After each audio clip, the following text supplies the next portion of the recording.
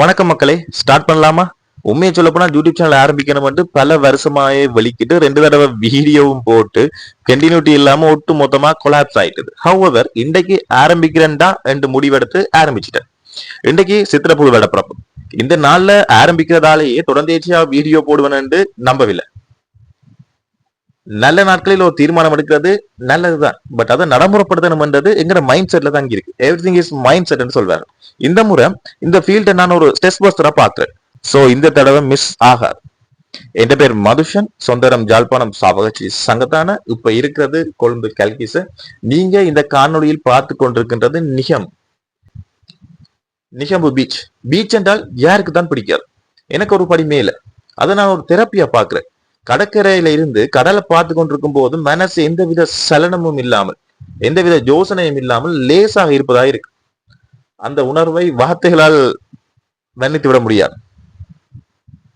நிகம்பு ஒரு tourist place. அதற்கேற்ற மாதிரி இந்த வீதிகள், hotels, restaurants, handicraft shops, tourist guide centres, massage centres, gems jewellery ஷாப்ஸ்களால் நிரம்பி வழியுது.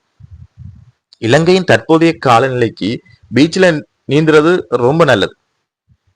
எனக்கு கொஞ்சம் நீச்சல் தெரியும். பட் இப்ப எல்லாம் பீச்சுக்கு போனா குளிக்கணும்ன்ற அந்த மைண்ட் வருது இல்ல. ஒருவேளை வயசாயிட்டதோ தெரியல. நீர்நிலைகளில் நீராடும் போது கவனமாக இருங்கள் மக்களே. ஒட்டுமொத்தமாக நீர்கொழும்பு மக்களும் இங்க பீச்சில் தான் இருக்கிறார்கள் போல தென்படுது. பிரதான கடற்கரையை தாண்டி கொஞ்ச தூரம் நடந்து போய் இன்னொரு கடற்கரை அடைஞ்சு அங்க அக்கிராமவாசிகள் இருந்தார்கள். அந்த மண்ணின் மைந்தர்கள் இருந்தார்கள். அவர்களால் அதில் குறிப்பாக சிறுவர்கள் ஃபுட்பால் விளையாடி கொண்டிருந்தார்கள், பெரியவர்கள் கார்ட்ஸ் விளையாடி கொண்டிருந்தார்கள். நிகம்பு பீச் அருகாமையில ஓட்டு பார்க்க கொண்டு செயலிழந்து காணப்படுது. உரிய தரப்பினர்கள் கவனம் எடுத்தால் சிறப்பு. என்னதான் உயர்ந்த கட்டடங்களில் இருந்து பீச்சை பார்க்கறத விட அல காலில் படுற சுகம் தனி ராகம். இயன்றளவு ஜங்க் ஃபுட்ஸை தவித்துக் கொள்ளுங்கள் மக்களே. ஒகேஷனலி சாப்பிட்டுக் கொள்ளுங்கள். வாய்க்குள்ள உணவு போறதுக்கு முதல்ல இது ஆரோக்கியமானதா என உங்களை நீங்களே ஒரு கேள்வியை கேட்டுக்கொள்ளுங்க.